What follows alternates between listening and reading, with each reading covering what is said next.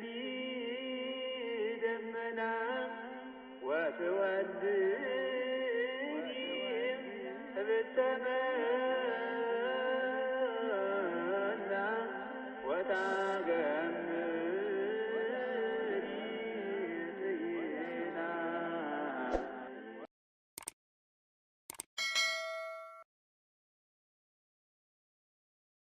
ዛሬ ቀኑ ማን ነው? ደብረ ዘይት ይባላል። ደብረ ዘይት የተባለ ለምንድን ነው የዛሬው ቀን የሚለውን ስንነጋገር ጌታችን መድኃኒታችን ኢየሱስ ክርስቶስ መቅደስ ውስጥ ሲያስተምር ነበረ። መቅደሱ የብሉይ ኪዳን የኦሪት መቅደስ ነው። በዚያ በሚያስተምርበት ጊዜ ሕዝቡም ካህናቱም አልሰማው አሉ። ሕዝቡም በደል እየበደሉ አላዳምጠው አሉ። ካህናቱም ለጥቅማቸው እየጓጉ ሕይወት ሳይኖራቸው ሕይወት ያላቸው መስለው የማይጸልዩ ሳይሆኑ ጸሎተኛ መስለው የሕዝቡን እንጀራ እየበሉ ክርስቶስ ትክክለኛ ሕግ ቢያስተምራቸው ቅናት አድሮባቸው ጌታችን መድኃኒታችን ኢየሱስ ክርስቶስን አላዳምጠው አሉ። ነዋ ሁሉ ዓለም ተለወድሬሁ፣ ዓለም ሁሉ ተከተለው፣ እኛን የጾም ቆሎ የፋሲካ ዶሮ ማን ያመጣልናል? ሰው ሁሉ የእሱ ተማሪ ሆነ ብለው በቅናት ተመቅኝተው አላዳምጠው ሲሉ ከቤተ መቅደስ ወጥቶ ወደ ተራራ ሄደ ይላል። አልሰማው ሲሉ ወጥቶ ሄደ። ወፂኦ እግዚ ኢየሱስ እምቤተ መቅደስ ወረ፣ ጌታችን መድኃኒታችን ኢየሱስ ክርስቶስ ከቤተ መቅደስ ወጥቶ ሄደ። ካልሰማችሁኝ እንግዲህ ምን አደርጋለሁ ብሎ ከቤተ መቅደስ ወጣ። ወጥቶ ሲሄድም ሂዶ በገዛ መቅደሱ በገዛ ቤተ ክርስቲያኑ በገዛ ካህናቱ በገዛ ሕዝቡ የሚያዳምጠው ስለጠፋ ተራራ ላይ ለመስበክ ወደ ተራራ ሄደ። ከቤተ መቅደስ የሚሰማው ሲያጣም ሶስት ጸጋ ይዞባቸው ወጣ ይላል። ሀብተ መንግስት፣ ሀብተ ክህነት፣ ሀብተ ትንቢት። እነዚህን ሶስቱን ይዞባቸው ወጣ። ሀብተ መንግስት፣ ሀብተ ክህነት፣ እንደገና ደግሞ ሀብተ ትንቢት። ሀብተ ትንቢት ማለት ሀብተ መምህራን ነው። ሀብተ ክህነት ማለት የካህናት ጸጋ ነው። ሀብተ መንግስት ማለት ድሃ ተበደለ ፍርድ ጎደለ የሚል ቅን ዳኛ የሚገኝበት በሀብተ መንፈስ ቅዱስ የሚገኝ ቅባ መንግስት ማለት ነው። ስለዚህ ክርስቶስ አይሁድ አልሰማው ሲሉ ሶስት ጸጋ ነሳቸው። የክህነት ጸጋ፣ የመምህርነት ጸጋና የመንግስት ጸጋ። ሕዝብና ካህናት ተባብረው እግዚአብሔርን የማይሰሙ በደለኞች ሲሆኑ እግዚአብሔር ለአንድ ሀገር የሚያሳጣው ሶስቱን ነው። የክህነት ጸጋ ያሳጣል ማለት አንደኛ በቁሙ ካህናት እንዲሞቱ፣ እንዲጠፉ፣ እንዲሰደዱ ያደርግና ለሕዝቡ ክህነት ይነሳዋል። ሁለተኛ ደግሞ ካህናት ቢኖሩም በክህነታቸው ሕዝብ እንዳይጠቅሙ ያደርጋል። ከክህነቱ ላይ ኃይሉን ያነሳዋል። ሱቅ ላይ በሚሸጠው መስቀልና በእኔ እጅ ላይ ባለው መስቀል መካከል ልዩነት አለው። ያም መስቀል ነው የመስቀል ነው። ልዩነቱ በእኔ እጅ ሲሆን እኔ ላይ ያለው ክህነት መስቀሉ ኃይል እንዲያደርግ ያደርገዋል። ታዲያ ተመልከቱ፣ ኃይሉ የሚገኘው ከክህነቱ ጋር ነው። ክህነቱ ሲደበዝዝ ግን መስቀሉ ቢያሳልሙበትም ቢዳስሱበትም የማይፈውስ አጋንንትን የማያባርር ምስጢር የማይገልጥ ከእግዚአብሔር ጋር የማያስታርቅ ይሆናል። መስቀሉ ተለውጦ ሳይሆን በሰዎች ላይ ያደረው ጸጋ ስለተነሳ ማለት ነው። ስለዚህ እግዚአብሔር ሀብተ ክህነትን ሲነሳ በዚያ መስቀል በዚያ ክህነት የተባረከው ትዳር አይባረክም። በዚያ መስቀል ወይም በዚያ ክህነት የተባረከው እንጀራም ተበልቶ አያጠግብም። ቢጠገብ እንኳን ለሆድ ቁርጠት ለራስ ፍልጠት እየሆነ ያሰቃያል ማለት ነው። የእህል ኃይል ይጠፋል ማለት ነው። ሀብተ ክህነትን ከአይሁድ አጠፋ። ሀብተ መንግስትንም ሲያጠፋ መንግስታቸው ጠፍቶ የዳዊትን መንግስት አነሳባቸውና ራሱ እጅ ስላደረጋቸው በ70 ዓመተ ምህረት ጥጦስ የሚባል የሮም ንጉስ መጥቶ ኢየሩሳሌምን አፍርሶ መቅደሱንም ደምስሶ መንግስታቸውንም አፍልሶ እነሱንም አሰድዶ ወስዷቸዋል። ሀብተ መምህራን ጠፍቶ ዛሬም በአይሁድ እስራኤል ሀገር ብትሄዱ መምህር የለም፣ ትንቢትም የለም። ታቦቲቱም ኢትዮጵያ መታለች፣ መስዋዕትም የለም፣ መቅደሱም የለም፣ ተፈቷል። ስለዚህ ክርስቶስ አልሰማ ሲሉት ሶስት ጸጋ ያሳጣል። መንግስትን፣ ክህነትንና መምህርነትን። እግዚአብሔር እንድንሰማውና ሶስቱን ጸጋዎች እንዳይነሳን ቅዱስ ፈቃዱ ይሁንልን። ይህንን ነጥቋቸው ሄደ። ያንን ለማን ሰጥቶታል ስትሉ የተከበራችሁ የእግዚአብሔር ቤተሰቦች ያንን ክርስቶስ ለቤተ ክርስቲያን ሰጥቷታል። እንከሰ ብኩርና ዋኮ ለአይሁድ አላ ለነ ከዚህ በኋላ ልጅነት፣ ሀብተ ትንቢት፣ ሀብተ ክህነት፣ ሀብተ መንግስት ለቤተ ክርስቲያን ተሰጥቷል። አይሁድ ተመልከቱ ምን ይላል? ሐረገ ወይን ተተክለ በኢየሩሳሌም የወይን ሐረግ ተተከለ፣ መስቀል ነው። አሕዛብ ነሱ ጽጌረዳ፣ አሕዛብ ፍሬውን ለቀሙ። ሌሎቹ ነን ከአይሁድ ውጭ የነበርነው ነው። ወሶኩሰ ተርፈ በኀበ አይሁድ፣ አይሁድ ግን እሾሁን ይዘው ቀሩ ማለት ጥርጥሩን፣ ክደቱን፣ ኃጢአቱን እነሱ ይዘውት ቀሩ። እኛ ግን የመስቀሉን ፍሬ እየተመገብን አለን። ክህነት ተሰጥቶናል፣ መንግስት ተሰጥቶናል። መንግስት ተሰጥቶናል ማለት ዛሬ በቤተ ክርስቲያን ተቀብቶ የሚሾም ንጉሥ ስለሌለ ለቤተ ክርስቲያን ሀብተ መንግስት የላትም ማለት አይደለም። የቤተ ክርስቲያን ሀብተ መንግስቷ የማይሻል ዘላለማዊ መንግስት ነው። መንግስተ ሰማያትን መውረስ ነው። የዚህ ዓለም መንግስት ይሻላል፣ የሰማይ መንግስት ግን አያልፍም። የሁሉ ክርስቲያን የሰማይ ንጉሥ ነው። ነገስታት አድርጎ መርጦናል ክርስቶስ። በምን? በልጅነት ሹሞናል። የነገስታት ልጆች የንግስታት ልጆች ነገስታት እንደሆኑ ልዕልት ልዑል ሆነው እንደሚሾሙ እኛም የልዑል እግዚአብሔር ልጆች ስለሆን በሰማይ መንግስት በሰማይ ቤተ መንግስት ልዑል ልዕልት ሆነን እንድንሾም በሀብተ መንፈስ ቅዱስ በልጅነት አክብሮ ክርስቶስ ስለዚህ አመርጦናል። ከዚያ ሂዶ ጌታችን ኢየሱስ ክርስቶስ በደብረ ዘይት ተራራ ተቀመጠ። ወሶበ ይነብር ውስተ ደብረ ዘይት፣ በደብረ ዘይት ተራራ ሲቀመጥ ዘይት ማለት ወይራ ማለት ነው። ወይራ ማለት ነው። ደብረ ዘይት አብዛኛውን የወይራ ዛፍ ስለሚበቅልበት በዚያ ነው። ደብር ማለት ተራራ፣ ዘይት ማለት ወይራ። ደብረ ዘይት ማለት የወይራ ተራራ ማለት ነው። የወይራ የሀገራቸው ዘይት የእስራኤል ዘይት ይበላል። የኛ ሀገር ወይራ አያፈራም። የነሱ ሀገር ፍሬ ግን እኔም በአጋጣሚ አይቼዋለሁ። እግዚአብሔር ፈቅዶ ሄጄ ኢየሩሳሌም ወይራው ፍሬው ይበላል። ያ ደግሞ ተጨምቆ ዘይት ሆኖ የወይራ ዘይት የሚባለው የሚገኝበት ልዩ ወይራ ነው። ያ ወይራ በበዛበት አካባቢ ክርስቶስ ዛሬ ተቀምጦ አስተማረ። ወይራ ጽኑ ነው፣ ጽናት ይኖራችሁ ማለቱ ነው። ከወይራ ዘይት ይገኛል። ዘይት የፍቅር ምሳሌ ነው። ፍቅር ይኖራችሁ ማለቱ ነው። እንደዚሁም ሁሉ ክቡድ ይሁኑ፣ ክቡዳን ሕሊና ሁኑ፣ ብርቱዎች ሁኑ፣ ጽኑዓን ሁኑ ለማለት ነው። ዘይት መብራት ይሆናል። እናንተም ብሩህ ሕሊና ይኖራችሁ፣ ጨለማን የጨለማ ስራ ኃጢአትን አትውደዱ ማለቱ ነው። ዘይት ለመስዋዕትነት ለቤተ ክርስቲያን ይቀርባል። እናንተም ሰውነታችሁን መስዋዕት አድርጉት ለማለት በዚያ አካባቢ ተቀመጠ። በዚያ ሲቀርብ ጌታችን መድኃኒታችን ኢየሱስ ክርስቶስ ወቀርቡ አርዳኢሁ እንተ ባሕቲቶሙ፣ ደቀ መዛሙርቱ ቀረቡና እንዲህ አሉት፣ ምን ትታምሪሁ ለሕልቀተ ዓለም፣ አንተ ትመጣለህ ይህን ዓለም ለማሳለፍ። ይህን ዓለም ለማሳለፍ ስትመጣ ምልክቱ ምንድን ነው? አንተ ስትመጣ ዓለም ሊያልፍ የመቃረቡ ምልክቱ ምንድን ነው ብለው ሐዋርያት ጌታን ጠየቁት። ጌታ ሊመጣ ሲል ምልክቱ ምንድን ነው? እቁያ ስሕቱክሙ፣ እንዳያሳስቷችሁ ተጠንቀቁ አለ። እስመ ብዙኃን ይመጽኡ በስሜ እንዘ ይብሉ አነ ውእቱ ክርስቶስ፣ እኔ ክርስቶስ ነኝ እያሉ ብዙዎች በስሜ ይመጣሉ አለ።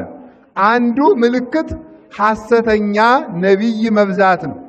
ሐሰተኛ ነቢይ፣ ሐሰተኛ መምህር፣ ሐሰተኛ ባይታዊ፣ ሐሰተኛ መነኩሴ ይመጣል ነው። እኔ ክርስቶስ ነኝ እያሉ ሁሉ ይመጣሉ ብሏል ጌታ። እኔ ክርስቶስ ነኝ እያሉ እንዘ ይገብሩ ታምራተ ወመንክራተ፣ ታምራትን እያደረጉ መንክራትን እያደረጉ ድንቅ ድንቅ ታምር እያሉ ይመጣሉ። በዚህ እንዳትሳሳቱ ተጠንቀቁ። ሐሰተኛ ክርስቶስ አሁን ቀጣይ ክርስቶስ ይመጣል። የውሸት ክርስቶስ ከድንግል እንደተወለደ ከድንግል ሴት ተወልጃለሁ የሚል ይመጣል። አሁን በእስራኤል ማለት ያ ሲመጣ ምን ያደርጋል መሰላችሁ? ያ ሲመጣ ፀሐይን በአንድ እጁ ጨረቃን በአንድ እጁ ይዞ ነው የሚመጣ። በአንድ ቀን ዘር ዘርቶ፣ በአንድ ቀን አብቅሎ፣ በአንድ ቀን አጭዶ፣ በአንድ ቀን ወቅቶ፣ በአንድ ቀን ፈጭቶ፣ በአንድ ቀን ጋግሮ በሉን የክርስቶስ ነኝ ጥገቡ የሚል ይመጣል። ያንን ብናይ እኛ ሃይማኖታችን አንክድም ተብሎ ቢጠየቅ በጣም አስቸጋሪ ነው። እኔና እናንተን የዚህ ዘመን ክርስቲያን ወስጄ ከዚያ ዘመን ጋር ወስጄ ሳሳየው እውነት ግን እንደዚህ ያለ ሰው ቢመጣ ግን ይሄ ህዝብ ግን ይሰማናል እላለሁ። አሁን አንድ ሰው ፀሐይን በእጁ ይዞ ቢመጣት ሰው ያ ሰውዬ ውሸት ነው ምን ትሉኛላችሁ እናንተ? ይኸው ቀንተው አትሉኝም? አባ ቀንቶ ነው ብላችሁ በድንጋይ ነበር የምትሉኝ። እንደዚህ ያለ ሰው ቢመጣ ማለት ነው። በእስጢፋኖስ ዘመን ሰዎች ምን አደረጉ? አሁን ህዝቡ እዚህ ውስጥ ያላችሁት ሰምታችሁ አክብራችሁ ጊዜያችሁን ፈጅታችሁ እያስቀደሳችሁ እየተማራችሁ ነው። ችግራችን ግን ምን መሰላችሁ? ሌላ ሰውም ሊወስዳችሁ ቢመጣ ደግሞ ፈቃደኞች መሆናችሁ ነው። ታምር የሚያደርግ ሰው በእስጢፋኖስ ዘመን አንድ ጠንቋይ ነበረና ምን አደረገ? እኔ ታምር አደርጋለሁ፣ የእስጢፋኖስ ሃይማኖት ውሸት ነው አለ። ምን ታደርጋለህ ሲባል በሬውን በጆሮው እፍ ሲለው በሬው ከሁለት ተሰነጠቀ። ከሁለት ሲሰነጠቅ አሃ አምላክ ይሄ ነው ብለው ጠንቋዩን ተከተሉ ሰዎቹ። ከዚያ በኋላ ደግሞ ተመልከቱ፣ ቅዱስ እስጢፋኖስ ደግሞ በሬውን ከሞት አስነስቶ ጠንቋዩን እያባረር ካምጣው አለው። እያባረረ ሲያመጣው ደግሞ አይ አምላክ የእስጢፋኖስ አምላክ ነው ብለው ደግሞ እንደገና ወደዚህ ተለወጡ ማለት ነው። ስለዚህ ታምራት ይደረጋል። ሐሰተኞች ነቢያት ይመጣሉ። አሁን ብትሰሙ በጣም ድንቅ ትላላችሁ። በስልክ ክርስቶስን የሚያናግሩ ሰዎች መጥተዋል። እንግዲህ እግዚአብሔር ያሳያችሁ። ለኢየሱስ ልደውልላችሁ ነው የሚሉ ነቢያትን የሚሉ መጥተዋል። አይታችሁ እንደሆነ ማለት ነው። ደውለው ሄሎ ኢየሱስ የሚሉ ነቢያት ኢትዮጵያ ውስጥ አሉ። እንግዲህ እግዚአብሔር ያሳያችሁ። ከክርስቶስ ጋር ፎቶ ተነስቼ የሚሉም አሉ። ከክርስቶስ ጋር ዱላ ገጥማለሁ የሚሉም አሉ። እንደዚህ ያሉ የመጡበት ዘመን ነው። እንደዚህ ሲመጣ እንደዚህ ያለ ነቢይ ሲመጣ እግር ተነስቶ ራስ ሲሆን ራስ እግር ሲሆን ያን ጊዜ ዘመኑ እንደደረሰ ወቁታል። ዛሬ ሁሉ መምህር ነው፣ ሁሉ ነቢይ ነው፣ ሁሉ አዋቂ ነው፣ ሁሉ ፈዋሽ ነው። የት ተማርክ የሚለው የለ፣ ማን አስተማረ የሚለው የለ፣ ስንት ዓመት ጸለይክ የሚለው የለ፣ ስንት ዓመት ዋሻ ውስጥ ኖርክ የሚለው የለ፣ ስንት ዓመት ደከምክ የሚለው የለ፣ ክህነት ማን ሰጠህ የሚለው የለ፣ መምህሮች እነማን ናቸው የሚለው የለ፣ ምን የለ። ዝም ብሎ የሚከተል የዋህ ሕዝብ ስላለ፣ በገፍ የሚያጨበጭብ ሕዝብ ስላለ ሁሉ ቅዱስ፣ ሁሉ ነቢይ፣ ሁሉ ባይታዊ ሆኗል። እንደዚህ ያለ ዘመን ሲመጣ ተጠንቀቁ፣ እንዳያስቷችሁ ተጠንቀቁ። እግዚአብሔር ከክፉ ነገር ይጠብቀን። ወገኖች ታምር የሚያሳይ ሰው ታምር የክርስትና ማስረጃ አይደለም። በስመ አብ ወወልድ ወመንፈስ ቅዱስ በሉ እስኪ አንድ ጊዜ ሁላችሁ። በቅድስት ሥላሴ እንዘ አምን ወእትማሐፀን እክህደት ከሰይጣን በቅድመ ዛቲ እመየ ቅድስት ቤተ ክርስቲያን እንተ ይእቲ ስምዕየ ማርያም ጽዮን ለዓለመ ዓለም። ሰይጣን ሆይ በቤተ ክርስቲያን ፊት ቁሜ ክድሃለሁ በሉት። ለዚህም ምስክሬ ማርያም ናት በሉ። ለክርስቲያኖች ትልቁ ታምራቸው ምንድናት? እመቤታችን ናት። ታምር ማለት ምልክት ነው። ታምር ማለት ምልክት ነው። ምልክት ደግሞ ድንግል ማርያም ናት። ምንድነው ያለ? ትንቢተ ኢሳይያስ ምዕራፍ 7 ቁጥር 14 ላይ ወናው ይውበክሙ እግዚአብሔር ትእምርተ፣ እግዚአብሔር ራሱ ምልክት ይሰጣቸዋል። እግዚአብሔር ለሃይማኖታችሁ ምልክት ይሰጣቸዋል። ወናው ድንግል ትጸንስ ወትወልድ ወልደ፣ እነሆ ድንግል በድንግልና ትጸንሳለች በድንግልናም ትወልዳለች። ምልክታችሁ በቃ ይህች ናት። ትንቢተ ኢሳይያስ ምዕራፍ 7 ቁጥር 14 ለእምነታችሁ ምልክት፣ ለድነታችሁ ምልክት፣ ለመንግስተ ሰማያት መግባት ምልክት እናታችን ድንግል ማርያም ናት። ምልክት እግዚአብሔር የሰጠን ምልክት አንድ መስቀል፣ አንድ ድንግል ማርያም፣ አንድ ቤተ ክርስቲያን፣ እነዚህ ናቸው። ከዚህ ውጭ ታምር የሚፈልግ ክርስቲያን ዘማዊ ነው ተብሎ ተነግሯል። ጌታችን ኢየሱስ ክርስቶስ በማቴዎስ ወንጌል ምዕራፍ 13 ላይ ታምር አድራጊዎችን ለሚከተሉት እንዲህ ብሎ መልሷል። አንተ መምህር ነኝ ትላለህ፣ አምላክ ነኝ ትላለህ፣ ጌታ ነኝ ትላለህ፣ ምን ምልክት ታሳየናለህ ተብሎ ተጠየቀ። ሲጠየቅ ይሄን ነበር የመለሰ። እንዲህ ብሎ መለሰ። ምን ብሎ? ትውልድ እሉት ወግፍቲት ወዘማዊት ትምህርተ ተሐስስ፣ ዘማዊና አመንዝራ ትውልድ ምልክትን ይፈልጋል። ወትምህርትሰ ኢይትወሀባ ዘእንበለ ትምህርተ ዮናስ ነቢይ፣ ምልክት ግን ከዮናስ ነቢይ በቀር አይሰጣትም። ወከመ ነበረ ዮናስ ነቢይ ውስተ ከርሰ አንበሪ ሰሉሰ ለታተ ወሰሉሰ ለያልየ ከማሁ ሀለወ ለወልደ እጓለ እመሕያው ይንበር ውስተ ከርሰ ምድር ሰሉሰ ለታተ ወሰሉሰ ለያልየ። ዮናስ በመቃብር 3 ቀን 3 ሌሊት እንደቆየ ክርስቶስም 3 ቀን 3 ሌሊት በመቃብር ይቆያል። ምልክት ፈልጋችሁ የምታምኑ ከሆነ ምልክት አልሰጣችሁም ብሎ ጌታ ተናግሯል። አንዱ ምልክት በታምራት ሕዝብ የሚሰበስቡ በታምራት የሚያጠምቁ በታምራት አጋንንት የሚያስጮሁ ሕዝብ እንፈውሳለን የሚሉ የሐሰት መምህራን ይበዛሉ። በዚያ ጊዜ ተጠንቀቁ። አንድ ምልክት በሉ፣ አንድ ምልክት በሉ እንጂ። ሁለተኛ ምልክት ደግሞ ምንድን ነው? ሁለተኛ ምልክት ደግሞ ምንድን ነው? ወብዙሃን ያልው ሃይማኖቶም፣ ብዙ ሰዎች ከሃይማኖታቸው ይነዋወጻሉ፣ ይክዳሉ። መከራ ፈርተው እርባቸው ብዙ ሰዎች ሃይማኖታቸውን ይክዳሉ። አሁን በጣም ጥቂት ፐርሰንት ነው በዓለም ላይ ክርስትና ያለ። ምን አልቋል። ይሄንን ነግሮናል። ብዙ ሰዎች ሃይማኖታቸውን ይክዳሉ፣ ይናወጻሉ።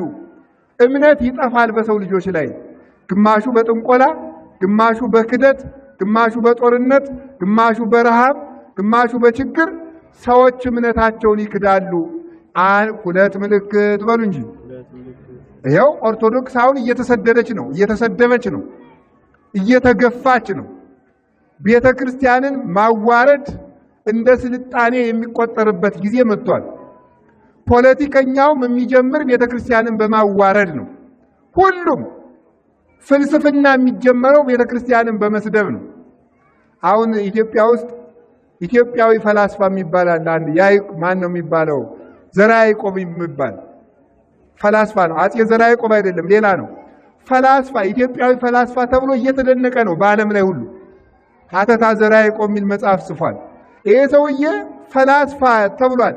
ግን ከኦርቶዶክስ አፈንግጦ የወጣ ከሃዲ ነው እና የመሰለውን እምነት ወይም የመሰለውን ሐሳብ ሳይፈራ ያራመደ ምንድነው ተብሎ ከሃይማኖት በማፈንገጡ እንደ ፍልስፍና ተቆጥሯል። አሁን ከቤተ ክርስቲያን መውጣት ምን ተብሏል? ፍልስፍና ተብሎ እየተቆጠረ ነው። ብዙዎች ሃይማኖታቸውን ይክዳሉ። ሁለት ምልክት። ሶስተኛ ትሴኩስ ፍቅር እምብዝሃ መጻ፣ ከአመፅ ብዛት የተነሳ ፍቅር ትቀዘቅዛለች። ሶስት ምልክት። እስቲ ፍቅር ትቀዘቅዛለች ይሆኑ። አሁን ፍቅር ምንድን ነው? የባልና የሚስት ፍቅር አለ። የእናትና የአባት የልጅ ፍቅር አለ። ሁለት የባልንጀራ ፍቅር አለ። ሶስት የሰውና የእግዚአብሔር ፍቅር አለ። አራት ይሄ ሁሉ የለም። የእናትና አባትና እናት በልጆች ዘንድ አይወደድም። እንዲያውም አሁን ምን አይነት ትውልድ መጥቷል? እናትና አባቴ ለራሳቸው ተጋብተው ወለዱኝ እንጂ ለኔ ምን አድርገውልኛል የሚል መጥቷል። ለራሳቸው ስለተጋቡ በአጋጣሚ ነው የተወለድኩ የሚል ትውልድ መጥቶላቸዋል። ሰለጠንኩ የሚል የሰየጠነ ትውልድ ማለት ነው። ሰይጣንናን ገንዘቡ ያደረገ መጽሐፍ ግን የሚለው ምንድን ነው መሰላችሁ? ኢትርሳ ሕማማ ላመትከ፣ የእናትህን ምጥ አትርሳ፣ የአባትህንም ውጣ ውረድ አትርሳ። ለመገኘትህ ምክንያት እነሱ ናቸውና፣ ብትሾም የተሾምከው እነሱ ስለወለዱህ ነው። ብታውቅ ያወቅ እነሱ ስለወለዱ ነው። ስለወለዱ ብቻ አይደለም፣ ስላሳደጉም ጭምር ነው። ስላስተማሩም ጭምር ነው። ተዋርደው እንድትከብር ስላደረጉ፣ አጥተው እንድታገኝ ስላደረጉ፣ ዝቅ ብለው ከፍት እንድትል ስላደረጉ፣ ሳይማሩ ስላስተማሩ፣ ዋሽተው አንተ እውነተኛ እንድትሆን ስላደረጉ፣ ተበድረው አሳድገው አንተ ሀብታም እንድትሆን ስላደረጉ፣ ጎስቁለው አንተ እንዲያምርብህ ስላደረጉ ነው። የእናትህን ምጧን፣ የእናትህን ሐዘኗን፣ የአባትህንም ውጣ ውረዱን አትርሳ። እስመ መርገመ አብ ይሰሩ መሰረተ። ተመልከቱ፣ የኦት እስመ መርገመ አብ ይሰብር አጽመ፣ የአባት እርግማን አጥንት ይሰብራል። ወመርገመ እም ይሰሩ መሰረተ፣ የእናት እርግማን ደግሞ መሰረት ይነቅላል። አባትህ ሌላ ቀርቶ ፀሐይ በአቅማዳ አጠራቅመህ አግብተህ ከቤት ውስጥ አሙቀኝ ቢልህ እንኳን እምቢ አትበለው ይላል መጽሐፍ። እምቢ አትበለው። ፀሐይን በአቅማዳ ማጠራቀም ይቻላል? አይቻልም። የማይቻል ነገር ቢሆን እንኳን እምቢ አትበል። አባት የእግዚአብሔር ምሳሌ ነውና እናትና አባትህን አክብር ተብሎ ተጀምሯል። ይሄ ቀርቷል አሁን። ስለዚህ ተመልከቱ፣ የእናትና የአባት የልጅ ፍቅር ቀዝቅዟል። ይሄ አንዱ ምልክት ነው። የባልና የሚስት ፍቅር ቀዝቅዟል። ባል የክርስቶስ ምሳሌ ነው፣ ተደጋግሞ እንደተነገረ አላረዝመውም። ድንግልም ቤተክርስቲያን፣ ሚስት የቤተክርስቲያን ምሳሌ ናት። ሚስት የምትወክለው ቤተክርስቲያንን ነው። ባል የሚወክለው ክርስቶስን ነው። አንዲት ሴት ባሏን ስትንቅ የምትንቀው ክርስቶስን ነው። አንድ ባል ሚስቱን ሲንቅ የሚንቀው ቤተክርስቲያንን ነው። ቢማታ የሚማታ ቤተክርስቲያንን ነው። ቢሳደብ የሚሰድብ ቤተክርስቲያንን ነው። ሚስቱን ሲፈታ ከሚለያየው ከቤተክርስቲያን ነው። ክደትም ነው። መፋታት ሃይማኖትን መካድም ጭምር ነው። ለምን? ክርስቶስና ቤተክርስቲያን እንደማይለያዩ ባልና ሚስት መለያየት የለባቸው። ክርስቶስ ለቤተክርስቲያን ሙቷል። ባል ለሚስቱ ይሞታል። እንኳን ሰደበች ብሎ ሊፈታት ይሞትላታል። ቤተክርስቲያን ለክርስቶስ ትሞታለች። አዎ እነ ቅዱስ ጊዮርጊስ፣ እነ ቅዱስ መርቆሬዎስ፣ እነ ቅዱስ ፋሲለደስ፣ እነ ቅዱስ ጳውሎስ ለቤተክርስቲያን ለክርስቶስ የሞቱ ናቸው። ቤተክርስቲያን ለክርስቶስ የምትሞት ናት እንጂ ተሰደብኩ ብላ አትክደውም። አጣው ብላ አትክደውም። ታመምኩ ብላ አትክደውም። ልብስ አጣው ብላ አትክደውም። ታሰርኩ ብላ አትክደውም። ሚስት ባሏን ራበኝ፣ ጠማኝ፣ ሰደበኝ፣ ጠባይዋ አልመቸኛል ብላ ብትፈታው ቤተክርስቲያን ክርስቶስን ትለያለች ብላ እንደመካድ ይቆጠራል። ዛሬ መደማመጥ የለም። በእውነቱ ሳራ አብርሃምን ጌታዬ ነበር የምትለው። ጌታዬ ትባባላላችሁ። አሁን አብርሃም ሚስቱን እህቴ ነበር የሚላት። እህቴ ይላት ነበረ። ስለዚህ መከባበሩ ጠፍቷል በሴቱም በወንዱም ዘንድ። የባልና የሚስቱ ፍቅርም ቀዘቀዘ። ባልንጀራን እንደራስ መውደድ። እስኪ እንደራስ በሉ። ምን አላችሁኝ? እስኪ አንድ ሐሳብ ልንገራችሁ የእግዚአብሔር ቤተሰቦች። ለምሳሌ አንድ ነዳይ ሰው ምስኪን ሰው መጥቶ ከቤታችሁ ስለ እግዚአብሔር አላችሁ። አንድ እንጀራ ሰጣችሁት ዛሬ። ነገ ጧት መጥቶ ስለ እግዚአብሔር አላችሁ። ሶስተኛ ቀን መጥቶ ስለ እግዚአብሔር አላችሁ። ምን ትሉታላችሁ? እንዴ ሁል ጊዜ አይሰለችም እንዴ ትላላችሁ። እሺ እናንተ ትናንት በልታችሁ አልበላችሁ? ምዕመናን አልበላችሁ? አሁን ልትበሉ ነው? አትበሉ?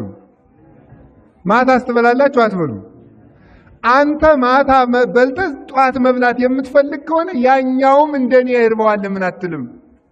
ላንተ የምታስበውን ሁሉ ለባልንጀራ አስብለት። ላንተ የማትፈልገውን ደግሞ ለባልንጀራ አታስብበት። ባልንጀራን እንደ ራስ መውደድ፣ ለኔ የሚያስፈልገኝ ነገር ለባልንጀራ ያስፈልገዋል ብሎ ማመን፣ እንዲህ ያለ ፍቅር ይጠፋል። እግዚአብሔርን መውደድ ይጠፋል። አንድ ፍቅር እሱ ነው። ሰው ባልንጀራውን እንደራሱ፣ ሚስቱን እንደ ቤተ ክርስቲያን፣ ፈጣሪውን ከራሱ በላይ መውደድ አለበት። ሶስቱን ንገሩኝ። ባልንጀራውን እንደራሱ በሉ። ሚስቱን እንደማን? እንደ ቤተ ክርስቲያን። አምላኩንሳ ከራሱ በላይ መውደድ አለበት። ከኛ ይልቅ ለማን መደላት አለበት? ለእግዚአብሔር።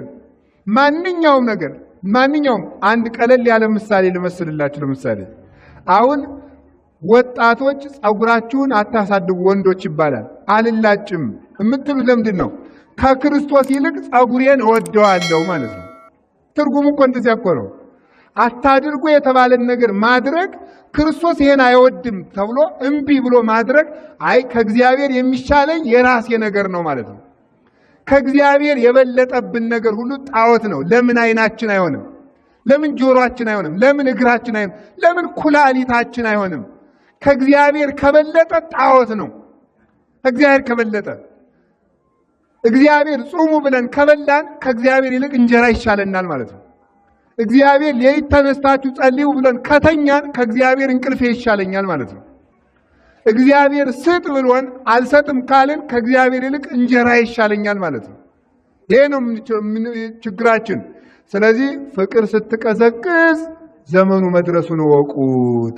ፍቅሩን ያድለን እግዚአብሔር በሉ እንጂ። ህዝብ በህዝብ ላይ ይነሳል። እስኪ በሉ ህዝብ በህዝብ ላይ በሉ። ምን አላችሁኝ? አልተነሳም? አሁን ጎንደር ነው ያለን። ተመልከቱ። አማራና ቅማንት የሚባል የለም አለ። ትግሬና አማራ የሚባል የለም። ትግሬና ኦሮሞ፣ አማራና ኦሮሞ የሚባል አለ የለም? ነገር ለምን ትፈራላችሁ? በሉ እንጂ። ስለዚህ ጌታ ምን አለ? ህዝብ በሉ እንጂ። በምን ላይ ይነሳል? በህዝብ ላይ ይነሳል። የዛ ጊዜ ዘመኑ መድረሱን ወቁት። እርስ በርስ ከአንድ ማህፀን የወጣ ከአንድ ማህፀን ተመልከቱ። ከአንድ ማህፀን የወጣ ማለት ምን ማለት ነው? ከአንድ ሀገር የተወለደ ደግሞ ከዚያም በለጥ ሲል ደግሞ ከአንድ ሀገር ከአንድ ባህል የወጣ አንድ ታሪክ ያለው ከዚህ ደግሞ ሲያልፍ ደግሞ ተመልከቱ ከአንድ ሃይማኖትም የወጣ እየተበላላ ነው። ተመልከቱ ህዝብ በህዝብ ላይ እየተበላ አሁን በዚህ ምን ልንባል እንችላለን? እኛ አንዱ አንዱን ስለ እንጀራ እየበላ የሚኖር በአንዱ ጥቅም ላይ የአንዱ ኑሮ የሚመሰረት አንዱን ገሎ የራሱን ኑሮ የሚያቀና ሌላውን አጥፍቼ የኔን ዘር ከፍ አደርጋለሁ የሚል ይህ ምን ይባላል? ምን አለ እኮ አሌ ሎ ለዘይሐንጽ ሀገረ በደም ሀገርን በደም ለሚሰራ ወዮለት ይላል መጽሐፍ። እስኪ በሉ ሀገርን በሉ። በምን ለሚሰራ? በደም ለሚሰራ። በደም ለሚሰራ ማለት ምን ማለት ነው? ሌላውን አጥፍቼ ሀገሪቱን እኔ ተረክቤያት እኖራለሁ ብሎ የራሱን ዘር ብቻ የሚያገን ሰው ወዮለት ነው የሚለው መጽሐፍ ማለት። ማናችንም ቢሆን እንዲህ አይነት ስግብግብ ካለን ወዮልን ነው የሚባለው። አንድ ፈላስፋ ነበረ። ይገርማችኋል እኮ አሁን ያ ፈላስፋ እኔ ያሳዝነኛል። እኔ እውነቴን ነው። እኔ በጣም ነው የማዝነው። ስጋዊ ስለሆነ ነው እንጂ የኛ ነገር ያሳዝናል። ዲያብሎስ እንዴት እያባላን እንደሆነ እጅግ በጣም ነው የሚያስደንቀው። አሁን ለምሳሌ አሁን ሀገር እየተበላላ ነው ያለ። እንግዲህ እንደምታውቁት እኔ ብዙ ጊዜ 2 3 4 5 ጊዜ አክሱም ሄጄ አውቃለሁ። በቃ እዚያ ያለው ምዕመን ይናፍቀኛል። እንደው ትግራይ ውስጥ ካህናትን የሚያከብር ህዝብ ነው ያለ።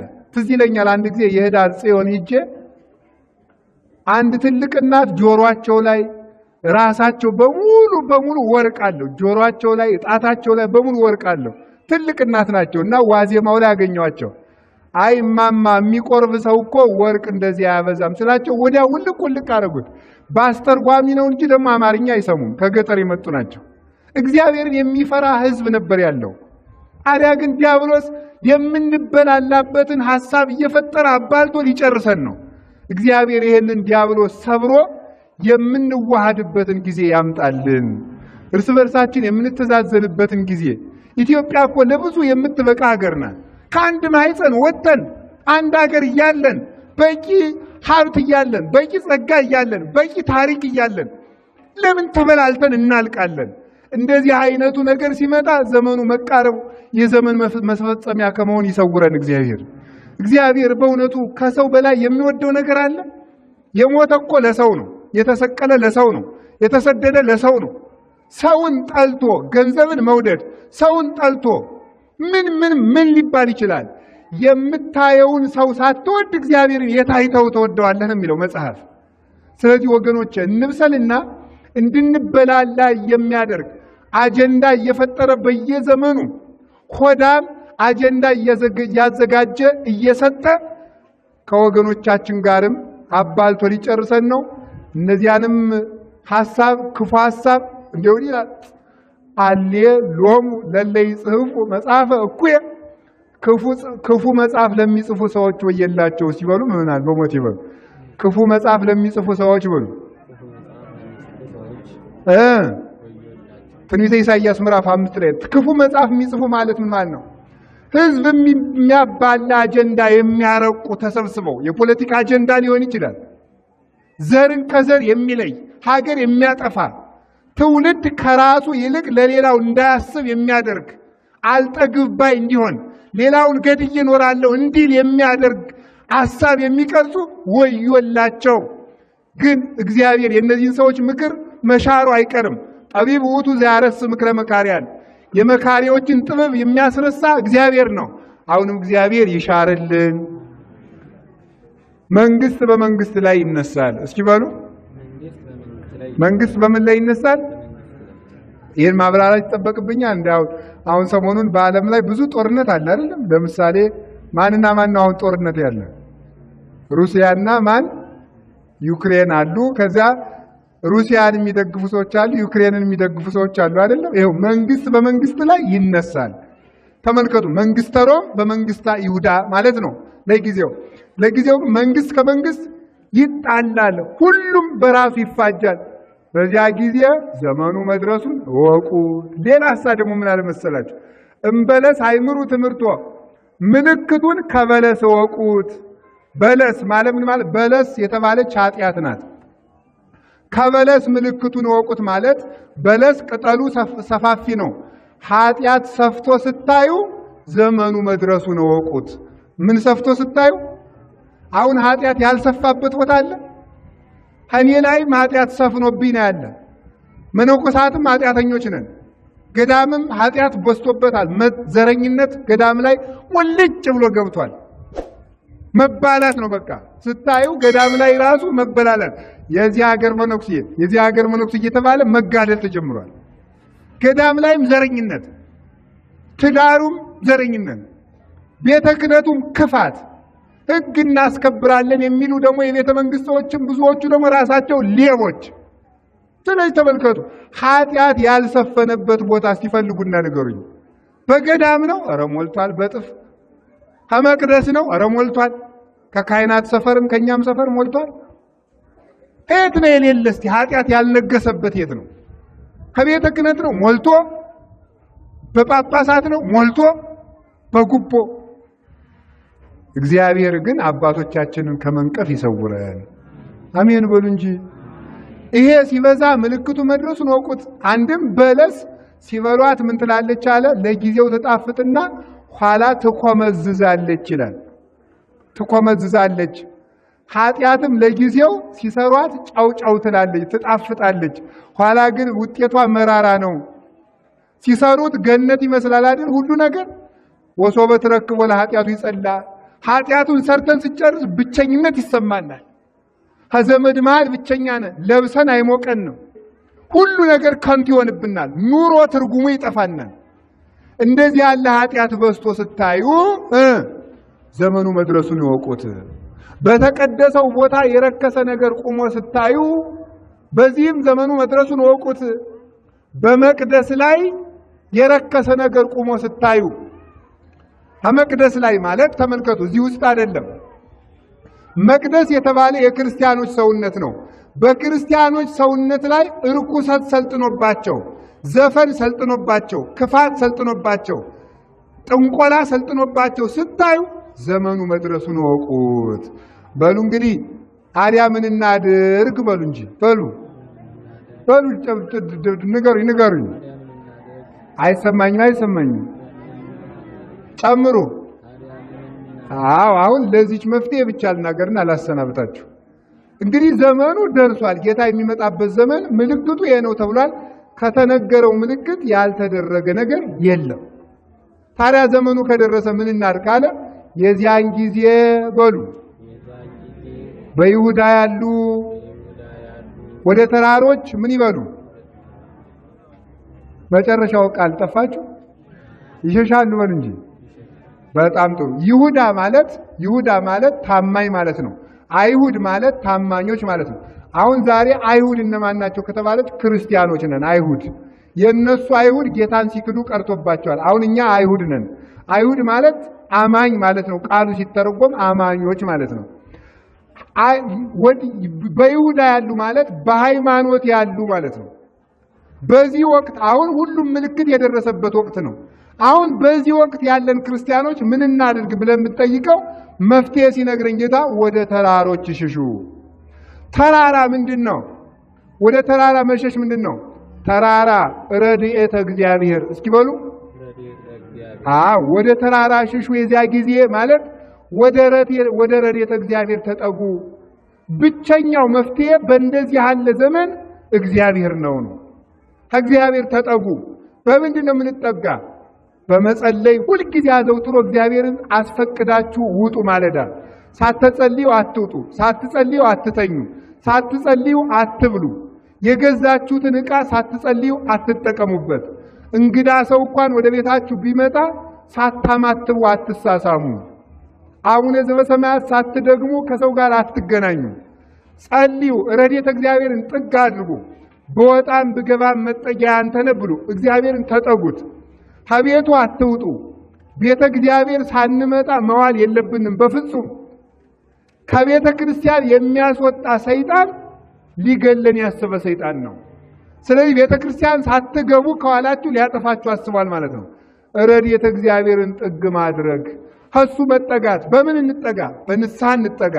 በምን እንጠጋ? ቤተ ክርስቲያን በመምጣት። በምን እንጠጋ? በጸሎት። በምን እንጠጋ? በቁርባን። በምን እንጠጋ? ንጹህ በመሆን። እግዚአብሔር ንጹህ ነገር ይወዳልና ንጹህ ነገር ወዳለበት ስለሚመጣ ክፋታችን ስናቆም እግዚአብሔር ወደኛ ይጠጋል። እግዚአብሔር ከኛ ጋር ሲሆን ደግሞ ዓለም እናሸንፈዋለን። ወደ ተራራ 2 ተራራ እየጠቀለልኩ ነው። አጭር ደቂቃ ነው የሚቀረኝ። ተራራ ድንግል ማርያም በሉ። ተራራይቱ ማናት? ወደ እመቤታችን መሸሽ ነው። ወደ ተራራ መሸሽ ማለት ወደ ድንግል ማርያም መሸሽ ነው። ውዳሴ ማርያም ሳትደግሙ አትዋሉ። በደንብ አድርጋችሁ ደግሞ እመኑባት። ማምላክን በደንብ አድርጋችሁ ማመን ማለት ምን ማለት ነው? በቃ እኔ ከእመቤታችን ተጠግቼ ምንም የምሆነው የለም የሚል ልብ ይኖራችሁ። እሷ ትጠብቀኛለች። ውዳሴ ማርያም በፍጹም ሳትጸልዩ መዋል የለባችሁም። ከሷ ለምንድን ነው ወደ እሷ የምንጠጋው? በሷ ተራራነት ክርስቶስ ስላለ ነው። ክርስቶስ ከሷ አለ። ወደ ተራራው ሲሄዱ በዚያ ያለውን ንጉሥ እንደሚያገኙት ወደ እመቤታችን ሲሄድ በዚያ ክርስቶስ እናገኘዋለን። ስለዚህ ከእመቤታችን ተጠግቶ መከራ ማለፍ ይቻላል። አባ ጊዮርጊስ እንዲህ ይላል፣ ኦ ድንግል ማርያም ዘበብራይስጢ ማርያም፣ በብራይስጥ ማርያም የምትባይ ድንግል ማርያም ሆይ ለመኮነ ሰማይ መድሄ ወምድርኒ ማህረጸ እመኒ ተጣበቁ ለሐሪጾቴ ምን ተንከ ይረስዩኒ ለማንቲ ምስሌ። ሰማይ መች ምድር ወፍጮ ብትሆን ከዚያ መካከል አጣብቀው ቢፈጩኝ አንቺ ከኔ ጋር ከሆንሽ ምንም አልሆንም ይላል። ስለዚህ እመቤታችን በደንብ በጸሎቷ በረድኤቷ ተማመኑባት። አምላክ አድርጋችሁ መኑባት ማለታችን አይደለም። አምልኳት ማለት አይደለም። ከእናትነቷ ተጠጉ፣ ልጇን በሷ ታገኙታላችሁ። የማቴዎስ ወንጌል ምዕራፍ 2 ላይ ቅዱስ ዮሴፍን ቅዱስ ገብርኤል እንዲህ ነው ያለው፣ ተንስ ወንሳ ሕፃነ ወእሞ ወጉዬ ውስተ ብሔረ ግብፅ። እናቱንና ልጁን ይዘህ ሽሽ ይላል። እስኪ በሉ እናቱንና ልጁን በላችሁ። ይዘህ ምን በል? የትም ቦታ ስንወጣ ማንንና ማንን ይዛችሁ ሂዱ አለ? እናቱንና ልጁን። ድንግል ማርያምን እናት፣ ክርስቶስን አምላክ ብሎ የያዘ ሰው አይጎዳም። ሶስተኛይቱ ቤተ ክርስቲያን ናት። ቤተ ክርስቲያን በሉ እስቲ በሉ እንጂ። ቤተ ክርስቲያን ላይ መጠጋት ተመልከቱ። ቤተ ክርስቲያን ላይ የተጠጋ ሰው የክርስቶስ ተራራ ናት። በዚህ ነቢያት አሉ፣ በዚህ ሐዋርያት አሉ፣ በዚህ ሰማዕታት አሉ፣ በዚህ ደናግላት። አሁን እነዚህ ምን ይመስሏቸዋል? እነዚህ ምኖች ናቸው? እነዚህ ምሰሶዎች ጣራውን ለመደገፍ የቆሙ ናቸው? አይደሉም። እነዚህ ነቢያት ናቸው። እነማን ናቸው? ነቢያት ናቸው። ለምንድን ነው ነቢያት የተባሉት? ከቤተ መቅደሱ ውጭ ናቸው። ነቢያት ከክርስቶስ ዘመን ስላልደረሱ ውጭ ሆነው ስለተመለከቱ እነዚህ ነቢያት እንደሚወክሉት። ይህንን ስትስሙ የሆነ ሲሚንቶ እንደምትስሙ ማሰብ የለባችሁም። እነዚህ ነቢያት ናቸው። በሩ የቤተ ክርስቲያኑ በር አብ፣ ወልድ፣ መንፈስ ቅዱስ ናቸው። እዚህ ላይ ያሉት ሿሿቴዎች ምን ይመስሏቸዋል? እነዚህ ቆርቆሮ የተጠቀለሉ ሻኩራዎች ለጌጥ የገቡ አይደሉም። ለምን የተቀመጡ ናቸው? እነዚህ የተቀመጡት ተመልከቱ፣ ሄሮድስ ያስፈጃቸው ሕፃናት ናቸው። አንድም መላእክት ናቸው። ስለዚህ ቀን ላይ እንደው በቀትርም ሆነ ወደ ማታ መታችሁ ሲቁጭ ብላችሁ አዳምጡት። ይሄን ሿ ሿ ሿ ሲል መላእክት ቅዱስ ቅዱስ ቅዱስ እያሉ እንደሆነ አስታውሱ። እነዚህን ስናይ የምናስታውሰው ማንን ነው? መላእክትን ነው። መሰረቱ አብ ነው፣ ግድግዳው ወልድ ነው፣ ጣራው መንፈስ ቅዱስ ነው። ተመልከቱ። ከዚያስ ደግሞ ምን አለ? እላይ የሰጎን እንቁላል አለች። ይዋት የለችም? የሰጎን እንቁላል አለች አይደል? ሰጎን እንቁላሏን ይገርማቸዋል እስከሚፈለፈል ድረስ ትክ ብላ የምታየው። አይኗን ዘወር ካለችው እንቁላሉ ይበላሻል። ትክ ብላ ዝም ብላ ታየዋለች። ጥሬ ልትለቅም ከሄደች ወንዱ ሰጎን ተተክቶ ይጠብቅላታል እና እስከሚፈለፈሉ ድረስ አይኗን አትለያቸውም። ከዚያ በኋላ ከውስጥ ሆነው ጫጩቶቹ ለመፈልፈል ሲደርሱ ድምፅ ያሰማታል። ከዚያ በኋላ ቅርፍቱን ትቀፈቅፍና ታወጣቸዋለች። ጫጩት የተባለ እኛ ነን። ቅርፍት የተባለ ኃጢአት ነው። አይኑን ከኛ የማይለይ የተባለ እግዚአብሔር ነው። ከውስጥ ሆነን ድምፅ ስናሰማው ቀፍቅፎ ያወጣናል ማለት ከነ ኃጢአታችንም ቢሆን መተን ቤተክርስቲያን ውስጥ ማረን ይቅር በለን ስንለው ቅርፍታችንን አስወግዶ ይቅር ይለናል። ከቅርፍቱ ውስጥ እያለ ታየዋለች ማለት ከነበደላችንም ቢሆን ማብላቱን ማጠጣቱን አልተወም። ነፋሱን ዛሬም ያነፍሳል፣ ዛሬም ፀሐይ ያወጣል፣ ዛሬም ያዘንባል፣ ዛሬም ያበቅላል፣ ዛሬም ያበላል። ግፋችን በዝቶ እንደውም ዘንድሮ አዝመራው ጨምሯል ሲባል ሰምቻለሁ። ግፋችን በዝቶ እግዚአብሔር ደግሞ አዝመራ ጨመረ። ደግሞ በረሃብ እንዳናልቅበት እኮ ነው። እንደሱ ያለ አባት የት ይገኛል በእውነቱ? አንድም ሰጎን እኛ፣ የሰጎን እንቁላል ክርስቶስ። ሰጎን እስከሚፈለፈል ድረስ እንቁላሉን ትክ ብላ እንደምታይ ክርስቲያኖች አምላካቸው መጥቶ ከዚህ ዓለም እስከሚያወጣቸው ድረስ የክርስቶስን መከራ ሳይረሱ ይኖራሉና ዲያቆኑ ስናስቀድስ ምን ይላል? ወደ ምስራቅ ተመልከቱ ይላል። እስኪ በሉ ወደ ምስራቅ ተመልከቱ ማለት ወደ ምስራቅ ዘወር በሉ ማለት አይደል። ምስራቅ የተባለ የክርስቶስ መምጫው ነው። ክርስቶስ የመምጣቱን እሱ ቢመጣ አሁን ዛሬ ቢመጣ ምን ይውጠኛል እያላችሁ አስቀድሱ ማለት ነው። አንድም የእሱን መከራ ብርሃን ክርስቶስ ስላበራባት ቀራንዮን እያያችሁ አስቀድሱ ነው። አንድም ፀሐይ እሱ ስለተወለደባት እናቱን ምስራቅ ድንግል ማርያም እያሰባችሁ አስታውሱ ነው፣ አስቀድሱ ነው። አንድም መንግስተ ሰማያትን እያሰባችሁ አስቀድሱ ነው።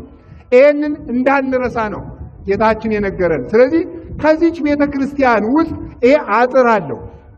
አሁን የቤተ ክርስቲያኑ አጥር በሬ እንዳይገባ ተብሎ ነው የታጠረ አይደለም። ምን ይመስላችሁ? የቤተ ክርስቲያን አጥር የተባለው ቤተ ክርስቲያንን የሚጠብቃት ረድኤተ እግዚአብሔር ነው። ከበሩ ስትገቡ በሩን ተሳልማችሁ ስትገቡ ወደ እግዚአብሔር እቅፍ እየገባችሁ እንደሆነ ነው ማስታወስ።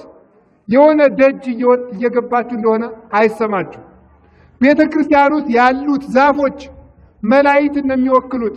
ቤተ ክርስቲያን ውስጥ እሾህ ያለው ዛፍ አይተከልም። ለምን? እሾህ የኃጢአት ምሳሌ ነው። መላእክት ኃጢአት ስለሌለባቸው ቤተ ክርስቲያን ውስጥ ያለ ዛፍ በቀላሉ የማይቆረጠው ለዚያ ነው። የቅዱሳን መላእክት ምሳሌ ስለሆነ እነዚህን ዛፎች ስታዩ ወይራና ምሳና የምታዩ አይምሰላችሁ። መላእክት ምሳሌዎች ናቸው። አንድም የጻድቃን ምሳሌያቸው ነው። ጻድቅሰ ከመበቀል ይፈሪ፣ ጻድቅ እንደ ዘንባባ ያፈራል። ትኩላን እሙንቱ ውስተ ቤተ እግዚአብሔር፣ በእግዚአብሔር ቤት የተተከሉ ናቸው። ይህች ቤተ ክርስቲያን የክርስቶስ አካሉ ናት። ግድግዳውን ስትስሙ ግድግዳ እንደምትስሙ አታስቡ። የክርስቶስን እጁን እግሩን እንደምትስሙት ነው ማሰብ ያለባቸው። ቤተ ክርስቲያን ኤፌሶን ምዕራፍ 1 ቁጥር 23 ላይ አካሉ ናትና ወደ ቤተ ክርስቲያን ሸሽታችሁ አምልጡ። ከስራም የተረፋችሁን ለጨዋታ አታውሉት። ከምንም ነገር የተረፋችሁትን ጊዜ ወደ ቤተ ክርስቲያን አምጡት። ከጉባኤ አትታጡ። ወደ ቤተ ክርስቲያን ኑ። እንዳንታጣ እግዚአብሔር ይሰውረን። ወደ ቤተ ክርስቲያን ተጠግተን ለማምለጥ ያብቃን። የመጨረሻ 2 ነጥብ ነው የቀረኝ። ተራራ፣ ቅዱሳንና ወንጌል። እስኪ በሉ ቅዱሳንና ወንጌል ማንና ማን አልኳችሁ? ቅዱሳን ምን ይባላሉ? ተራሮች ይባላሉ። ለምን ተራራ ይባላሉ? ተራራ ከሜዳው ከፍ ያለ ነው። እነሱም እኛ ሜዳ ነን፣ ዝም ብለን የአጋንንት የሚመላለሱብን ዝም ብለን ሜዳ መንገድ ነን። እነሱ ከፍ ያሉ ናቸው፣ ከኛ በላይ ቅድስና ያላቸው ማለት ነው። ከተራራ ላይ ሀገር ይታያል። ከቅዱሳን የተጠጋ ሀገረ መንግስተ ሰማያትን ያያል። እንዲህ ይላል ቅዱስ ዳዊት፣ እጣመን ከመዕራይ ሰናይቶ ለእግዚአብሔር በብሔረ ሕያዋን፣ በአብርሃም በይስሐቅ በያዕቆብ ሀገር ይላል። ተመልከቱ፣ በሕያዋን በአብርሃም በይስሐቅ በያዕቆብ ሀገር ይላል። ተመልከቱ፣ የእግዚአብሔርን ቸርነቱን እንደማይ አምናለሁ ይላል ቅዱስ ዳዊት መዝሙር 26 ቁጥር 13 ላይ እታመን ከመዕራይ ሰናይቶ ለእግዚአብሔር በብሔረ ሕያዋን። አብርሃም ይስሐቅ በያዕቆብ ቅዱሳን እና አቡነ ተክለ ሃይማኖት እና አቡነ ገብረ መንፈስ ቅዱስ እና አቡነ አረጋዊ ባሉበት መልካም ነገር እንደማያምናለው። እነሱ ባሉበት መልካም ነገር አለ። ከተራራ ውሃ ይፈልቃል። ከቅዱሳን የሕይወት ውሃ ክርስቶስ ይገኛል። በአንደበታቸው በስማቸው እሱ አድሮበታልና። ከተራራ ላይ መልካም ነፋስ ይገኛል። መዓዛ መንፈስ ቅዱስ በቅዱሳን ዘንድ ይገኛል። ስለዚህ ከቅዱሳን መጠጋት ነው። የኢትዮጵያ ቅዱሳን እኮ እኛ ዛሬ እያሳፈርናቸው ነው እንጂ አቡነ ሐራ ድንግል ታውቋቸዋላችሁ አይደል? ኢትዮጵያዊ ጻድቅ ናቸው። እዚህ ነው እኮ ትውልዳቸው ከዚህ ቀድሞ በጎንደር ክፍለ ሀገር ግዛት ነበረ። በኋላ ደግሞ በተከፈለው አከፋፈል በደቡብ ጎንደር ሀገረ ስብከት ነበር። አሁን ደግሞ በምዕራብ ጎጃም ነው። እኛም ምዕራብ ጎጃምም ምዕራብ ጋምቤላም ይሄድ ዋናው አቡነ ሐራ ድንግል አሉበት ብለን ማመናችን ነው። አይመስላችሁም? ስለዚህ አቡነ ሐራ ድንግል እዚህ አሉና አቡነ ሐራ ድንግል አንድ ቀን ነምር እያባረረ ሚዳቆን እያባረረ ሲል ሩጣ ከአቡነ ሐራ ድንግል የሙጥኝ አለች። እንዳትነካ አሉት። ሳይነካ አስቀሩ። አባቶቻችን እንኳን ለሰው ለሚዳቋ መጠጊያ ናቸው። ለእንስሳት ያዝናሉ። አባታችን አቡነ ሐራ ድንግል ከረራያቸው የተነሳ ምን አድርገዋል መሰላችሁ? አህያቸውን ገንዘው ቀብረውታል። አህያቸውን የማነ ብርሃን የሚባል አህያ ነበራቸው። በጣም ደግ አህያ ነው። ሰው እኮ ደግ ሲሆን አህያው ሁሉ ደግ ይሆንለታል። የማነ ብርሃን ለቤተ ክርስቲያን የሚያስፈልገውን አስራት በኩራት ራሱ ነበር እየዞረ የሚሰበስብ። ምዕመናን ደጃፍ ሄዶ ይቆማል። እስከሚጭኑት ዝም ይላል። የተጫነውን ይዞ ወደ አቡነ ሐራ ድንግል ይመጣል እና ሲሞት አልቅሰው ገንዘው ነው የቀበሩት። አይ ኢትዮጵያ አህያ በስርዓት የሚቀበርባት ሀገር ሰው በስርዓት አልቀበርባት አለ። እጅግ በጣም እኮ ነው የምናሳዝነው። ወርደን የት እንደደረስን በእውነቱ ማለት ሀዘን እንዴት እንደጠፋን። የሰው ሬሳ የሚጎተትባት ሀገር ሆነች። ሰው ተቆራርጦ የሚጣልበት ሀገር። አሁን በዚህ በቅርብ ጎንደር ራሱ ተገኝቶ የለም እንደዚህ ሰው በሙሉ ተቆራርጦ እዚህ ተገኝቷል። ሰው ነው የነገረኝ። እኔ በርግጥ አላየሁም። እጅጉ ተቆራርጦ የተገኛለ፣ በአቅማዳ ተጠቅሎ የሚገኛለ። ለእኛ እንደው ምን ምሕረት አለን በእውነቱ። እግዚአብሔር መተዛዘኑን ይስጠን። ወደ ቅዱሳን ተጠግተን እንድናርፍ እግዚአብሔር ይርዳል። ስለዚህ ወደ ቅዱሳን ተጠጉ። እማያዋጣችሁን ጥግ አትከተሉ። እኔ እውነቴን ነው የምነግራችሁ። እኔ በዚህ ዘመን ያላችሁ ሰዎች አሁን ብድግ አሉና አንድ ባይታው ያለው አሁን ብድግ ብለው ምንድን ነው ያለው? አቡነ ሐራ ድንግል አንድ ወረዳ ነው ያጠመቁን፣ ዓለምን እያጠመቁ ያለው ነኝና አቡነ ሐራ ድንግል እበልጣለሁ ብለው ጉጭ አሉ። እንግዲህ ችግር የሚመጣው እዚህ ላይ እኮ ነው። ከቅዱስ ጋር እየተጣላን ነው። የማይገባንን እየተከተልን የሚገቡንን እየተውናቸው ነው። ከቅዱሳን እቅፍ አትውጡ። አሁን እዚህ ቤተ ክርስቲያን የአቡነ ተክለ ሃይማኖት ልጆች ናችሁ። እዚህ ውስጥ ያላችሁት ሁሉ እስቲ ገድለ ተክለ ሃይማኖት የሌላችሁ እጃችሁን አውጡ። ገድለ ተክለ ሃይማኖት ከቤታችሁ የሌላችሁ አውጡ። ቀኝ እጃችሁን አውጡ። መቼም አቷሹ ማለት አውጡ። ይውላችሁ አባቱን የማያውቅ ልጅ በሉት ይውላችሁ በሉ እንጂ። አዎ ገድለ ተክለ ሃይማኖትን እንዴት ቤታችሁ አድርጋችሁ በቀን አንዳንድ ምዕራፍ ከጸላችሁ አቡነ ተክለ ሃይማኖት ምን ይነሷችኋል? እንጀራ ብትሏቸው እንጀራ ምን ብሏቸዋል ጌታ? ስም ከተጠራበት ጦማዳር የለም ብሏቸዋል። ስም ከተጠራበት እዩት እስቲ ገምግሙት። አሁን እንደው የዚህ አካባቢ ሰው አሁን ንግዱ ተራቆሩ ምን ብሎ ነው በልቶ የሚያደርግ? ተክለ ሃይማኖት እኮ የሚያበሉት አይገባን ይሆናል እንጂ እዚህ ግቢው ሁሉ ያለ ሰው ሁሉ እኮ ጠግቦ የሚያደርግ በተክለ ሃይማኖት ነው። ስለዚህ ገድላቸውን አንብቡ፣ ለምኗቸው ከደዌ እንደ እውነቴን ነው። አቡነ ተክለ ሃይማኖት ከልዕልናቸው በላይ ደግሞ ደግነታቸው ይበልጥብኛል። እኔ ፈጥነው የሚደርሱ የማይንቁ ኃጢአተኛ ነው ብለው የማይዘገዩ አባት ናቸው። ጥሯቸው ይደርሱላቸዋል። ከቅዱሳን እንዴ ተደጋጋሚ ስለሚነገር እንዳይሰለቻችሁ እንጂ አንዲት ሴት የአቡነ ተክለ ሃይማኖትን ዝክር ደግሳ ኋላ ሽፍቶች መጥተው አምጪ አንጠላ አሏት። ታው የተክለ ሃይማኖት ነው አለቻቸው። እኛ ተክለ ሃይማኖት እናውቅ አንቺ አሏት። አይ አባቴ ተክለ ሃይማኖት ይሄንን ጠላ ሰውረው አለችው ብትላቸው አቡነ ተክለ ሃይማኖት ጠላውንም እሷንም ሰውሯል። ሽፍቶቹ መጥተው በዚህ እኮ ነበር አሁን እኮ እዚህ ተገትራ ነበች የት አባቷ ሄደች እያሉ በአጠገቧ እየገፏት እያለፉ አያዋትም። አቡነ ተክለ ሃይማኖት አይናቸውን እውር አድርገውታል። ተመልከቱ ተረት ይላል ደግሞ ያ ጅል ጴንጤ ደግሞ እንደዚህ ሊል ይችላል። በኦሪት ዘፍጥረት ምዕራፍ 19 ላይ እኮ ሎጥን ሊያጠፉ የመጡ ሰዶማውያን እውር ሆኖ የሎጥ ቤት ተሰውሮባቸው ሲልበሰበሱ ነበር። ይሄ መጽሐፍ ቅዱሳዊ ነው። በቅዱሳን ጸሎት፣ በሎጥ ጸሎት፣ በመላእክት ጸሎት የሎጥ ቤት ተሰውሯል። አሁንም እንሰወራለን። ከቅዱሳን የተጠጋ ይሰወራል፣ ይድናል። አቡነ ተክለ ሃይማኖት ተጠግተን በእግዚአብሔር ቸርነት ለመሰወር ያብቃን። የመጨረሻ ወንጌል እስኪ ወንጌል በሉ። ወደ ወንጌል ሽሹ። ወደ ወንጌል ሽሹ ማለት ምን ማለት ነው? አሁን ይሁት የሰው ሕግ እያዳነን አይደለም። ሕገ መንግስት ቢባል ሕገ የፍትሐ ብሔር ሕግ ብትሉት፣ የወንጀለኛ መፍጫ ሕግ ብትሉት፣ የቤተሰብ ሕግ ብትሉት ምንም ሕግ እያዳነን አይደለም። በእውነቱ ሕግ እያዳነን እየጠበቀን ነው ብለን ለማለት እንቸገራለን። አሁን እኮ ሕግ ያለበት ሀገር እስከማይመስል ድረስ ሰው ወጥቶ እንዳይገባ እየሆነ እኮ ነው። አሪያ እንደዚህ ከሆነ ሕግ አለ ማለት ይቻላል? ሰው ታርዶ አራጁ የማይጠየቅበት ሀገር ሆኗል። የሚያድነን እንግዲህ ተመልከቱ፣ የሰዎች ሕግ አላድነን ብሏል። በሕግ አምላክ እንዳን እንደ አንዲት ሴትዮ እኮ እንዳለች አሉ ጃንሆይ ሸሽተዋል ተብለዋል። ጃንሆይ በኃይለ ሥላሴ ጊዜ ነው። በኃይለ ሥላሴ አምላክ ነበር የሚባል ድሮና በኃይለ ሥላሴ አምላክ ብትል በዚያ ደግሞ የደርግ ወታደሮች በደርግ አምላክ እንዳትል ደግሞ የጃንሆይ ወታደሮችም ደግሞ በዚያ አጠገብ ደግሞ አሉ። ኋላ ምን አለች? የድብልቅልቁ ያለ አለች አሉ። በእውነቱ ማለት በማን አምላክ ይባል እኮ አይደረስ እኮ ነው እናንተ። ወዲህ ሲሉት ወዲያ ሲሉት የሚጨበጥ የጠፋበት። ታዲያ ተመልኩ፣ የሰዎች ሕግ እያዳነንም እየጠበቀንም ተስፋ እየሆነንም አይደለም። ምን ይሻለናል? ወደ እግዚአብሔር ሕግ እንጠጋለን። እስኪ በሉ ወደ እግዚአብሔር ሕግ በሉ። ወደ ማን ሕግ እንጠጋለን? ወደ እግዚአብሔር ሕግ። ሕጉን ምን ማድረግ ነው? መማር። እኔ በጣም ጨርሻለሁ። እናቶች አባቶች፣ አንድ ነገር ልንገራችሁ። እሺ ትላላችሁ? እሺ ትላላችሁ? እሺ። አሁን እኔ እዚህ 40 ቀን አስተምራለሁ። 40 ቀን እያስተማርኩ ማትመጡ ለምንድን ነው? ከሞኝ ደጃፍ በሉ ሞፈር ይቆረጣል በሉ። እኔ የዚህ ቀበሌ ስንት ነው?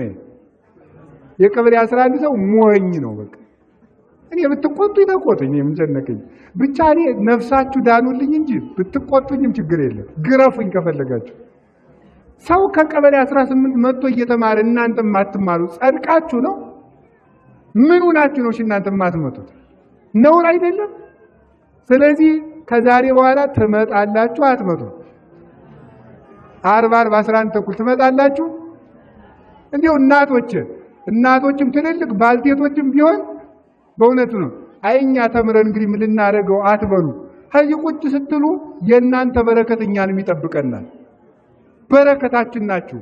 የሽማግሌ ሽበት ለልጆች ክብር ነው ይላል ሰሎሞን እኮ። የልጆች ክብር አባቶች ናቸው፣ የአባቶች ክብር ልጆች ናቸው። እና ኑ እንጂ ቤተክርስቲያን አብረን እንጠብቃት። ወደ ሕጉ ሽሹ። አንድ እናት አሉ አርጅተው ዝም ብለው ይማራሉ። አይ አሁን አንቺ እንግዲህ ተምረሽ ሊቅ ልትሆይ ነው እንድታረጅ ነው የምትማሪ አሏቸው አሉ። ምን ብለው መለሱ? አይ እንግዲህ ተምሬ ሊቅ ባልሆንም ሞት መጥቶ ሲወስደኝ ምን ስታደርግ አገኛት ሲባል ስትማር ቢልልኝ ጥሩ አይደል? እንግዲህ ተኝታ አገኘኋት ከሚል ስትማር ቢል ጥሩ አይደለም? ሲማር አገኘሁት ቢል። ስለዚህ አባቶቻችን ወንድሞቻችን አትቅኑብን።